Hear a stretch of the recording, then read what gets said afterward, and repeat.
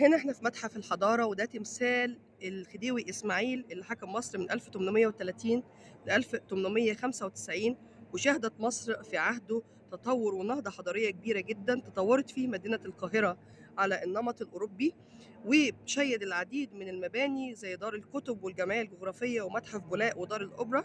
وأقيمت في عهده أولى المدارس لتعليم الفتيات، وظهرت الصحف وأضيئت الشوارع بالكهرباء، ودخلت المياه النقية لأول مرة في المنازل، وافتتحت قناة السويس في عهده سنة 1869. وكان احتفال مهيب حضروا ملوك وأمراء دول العالم في ذلك الوقت، واستمتعوا استمتاع رهيب بالعروض التي تمت.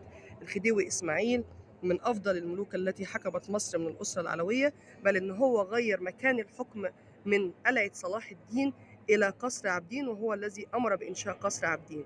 وده تمثال الخديوي إسماعيل موجود